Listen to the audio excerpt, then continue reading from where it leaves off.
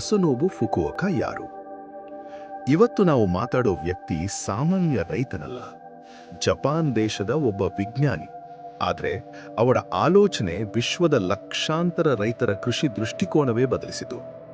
ಅವರ ಹೆಸರು ಮಸುನೋಬು Fukuoka. Fukuoka ಮೊದಲು ಕೃಷಿ ವಿಜ್ಞಾನಿಯಾಗಿ ಕೆಲಸ ಮಾಡ್ತಿದ್ರು. ಸಸ್ಯರೋಗ, ಬೆಳೆ ಬೆಳವಣಿಗೆ, ಮಣ್ಣಿನ ಗುಣಮಟ್ಟ ಇವೆಲ್ಲ ವಿಷಯಗಳಲ್ಲಿ ಅವರಿಗೆ ತುಂಬ ಆಳವಾದ ಜ್ಞಾನ ಇತ್ತು.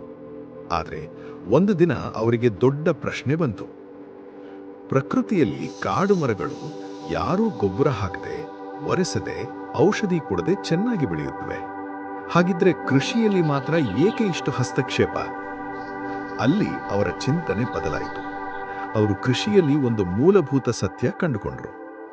ಮಾನವನು ಪ್ರಕೃತಿಗೆ ಸಹಾಯ ಮಾಡ್ತಾನೆ ಅಂತ ಅನ್ಸುತ್ತೆ, ಆದರೆ ಹಲವಾರು ಬಾರಿ ಪ್ರಕೃತಿಯ ಕೆಲಸವನ್ನೇ ಅಡ್ಡಿಪಡಿಸ್ತಾನೆ. ಫುಕುವೋಕ ಅವರ ಮುಖ್ಯ ತತ್ವ, ಅವರ ಮಾತೇನೆಂದ್ರೆ, ಪ್ರಕೃತಿ ಈಗಾಗಲೇ ಸಮತೋಲನದಲ್ಲಿದೆ. ಮಣ್ಣು, ಹುಲ್ಲು, ಕೀಟ, ಪಕ್ಷಿ, ಮಳೆ ಎಲ್ಲವೂ ಒಂದಕ್ಕೊಂದು ಸಂಬಂಧಪಟ್ಟಿವೆ. ನಾವೇನ್ ಮಾಡ್ತೀವಿ? ಮಣ್ಣನ್ನು ಗಟ್ಟಿಯಾಗಿ ಒರೆಸ್ತೀವಿ, ಕಳೆ ಸಂಪೂರ್ಣ ತೆಗೆದುಹಾಕ್ತೀವಿ, ರಾಸಾಯನಿಕ ಗೊಬ್ಬರ ಹಾಕ್ತೀವಿ, ನಂತರ ಕೀಟ ಬರುತ್ತದೆ, ಮತ್ತೆ ಔಷಧಿ ಹಾಕ್ತೀವಿ. ಈ ಚಕ್ರದಿಂದ ಮಣ್ಣು ತನ್ನ ಶಕ್ತಿಯನ್ನು ನಿಧಾನವಾಗಿ ಕಳೆದುಕೊಳ್ಳುತ್ತದೆ. ಫುಕುವೋಕ ಹೇಳಿದ್ದು, ಒಂದು ಸಮಸ್ಯೆಗೆ ಮಾನವನೇ ಕಾರಣ ಆಗಿದ್ರೆ ಅದೇ ಸಮಸ್ಯೆ ಪರಿಹಾರಕ್ಕೂ ಮತ್ತೆ ಮಾನವನೇ ಕೆಲಸ ಮಾಡಬೇಕಾಗುತ್ತದೆ. ಅವರ 4 ಮೂಲ ನಿಯಮಗಳು: ಮಣ್ಣು ಒರೆಯಬೇಡಿ, ಮಣ್ಣಿನೊಳಗೆ ಲಕ್ಷಾಂತರ ಜೀವಿಗಳಿವೆ. ಅರ್ಥ್ವರ್ಮ್, ಯೂಸ್ಫುಲ್ ಬ್ಯಾಕ್ಟೀರಿಯಾ, ಫಂಜೈ, ರೂಟ್ಸ್ ಇವು ಸ್ವತಃ ಮಣ್ಣನ್ನು ಸಡಿಲ ಮಾಡುತ್ತವೆ.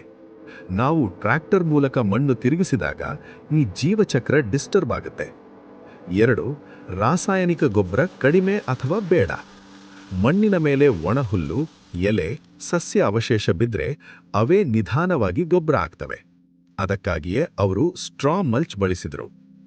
ಹುಲ್ಲು ಮಣ್ಣನ್ನು ಕವರ್ ಮಾಡಿದ್ರೆ ಮಾಯಿಶ್ಚರ್ ಉಳಿಯುತ್ತದೆ, ವೀಡ್ ಕಂಟ್ರೋಲ್ ಆಗುತ್ತದೆ, ಟೆಂಪರೇಚರ್ ಸ್ಟೇಬಲ್ ಆಗುತ್ತದೆ, ಆರ್ಗ್ಯಾನಿಕ್ ಮ್ಯಾಟರ್ ಹೆಚ್ಚಾಗುತ್ತದೆ. 3, ಕಳೆ ಸಂಪೂರ್ಣ ಶತ್ರು ಅಲ್ಲ. ಕಳೆ ಬಂದ್ರೆ ರೈತರಿಗೆ ಟೆನ್ಷನ್, ಆದರೆ ಫುಕುವೋಕ ಹೇಳಿದ್ದು, ಕೆಲವು ಕಳೆಗಳು ಮಣ್ಣಿನ ರಕ್ಷಣೆ ಮಾಡ್ತವೆ. ಕಂಪ್ಲೀಟ್ ರಿಮೂವ್ ಮಾಡೋ ಬದಲು ಕಂಟ್ರೋಲ್ ಮಾಡಬೇಕು. 4, ಕೀಟ ಬಂದ್ರೆ ಈಕೋಸಿಸ್ಟಮ್ ನೋಡಿ. ಒಂದು ಕ್ರಾಪ್ ಮಾತ್ರ ಇದ್ರೆ ಪೆಸ್ಟ್ ಹೆಚ್ಚು ಬರುತ್ತದೆ. ಮಿಕ್ಸ್ಡ್ ಈಕಾಲಜಿ ಇದ್ರೆ spiders, birds, frogs, beneficial insects ಇವು ನ್ಯಾಚುರಲ್ ಬ್ಯಾಲೆನ್ಸ್ ಮಾಡ್ತವೆ. ಅವರ ದೊಡ್ಡ ಅಬ್ಸರ್ವೇಷನ್, ಅವರು ರೈಸ್ ಮತ್ತು ಬಾರ್ಲಿ ರೊಟೇಷನ್ ಮಾಡ್ತಿದ್ರು. ರೈಸ್ ಹಾರ್ವೆಸ್ಟ್ ಆದ್ಮೇಲೆ ಸ್ಟ್ರಾ ಮತ್ತೆ ಫೀಲ್ಡ್ಗೆ ಹಾಕ್ತಿದ್ರು. ಸ್ಟ್ರಾ ವೇಸ್ಟ್ ಅಲ್ಲ, ಫ್ಯೂಚರ್ ಫರ್ಟಿಲಿಟಿ. ಅವರ ಪ್ರಸಿದ್ಧ ಪುಸ್ತಕ ದ ಒನ್ ಸ್ಟ್ರಾ ರೆವಲ್ಯೂಷನ್. ಈ ಪುಸ್ತಕದಲ್ಲಿ ಅವರು ಹೇಳಿದ್ದು, ಒಂದು ಹುಲ್ಲಿನ ಕಡ್ಡಿಯೂ ಕೃಷಿಯನ್ನು ಬದಲಾಯಿಸಬಹುದು. ಅಂದ್ರೆ ಸಣ್ಣ ಪ್ರಕೃತಿ ಕ್ರಮಗಳೇ ದೊಡ್ಡ ಫಲಿತಾಂಶ ಕೊಡ್ತವೆ. ರೈತರಿಗೆ ಇದರ ರೆಲೆವೆನ್ಸ್ ಏನು?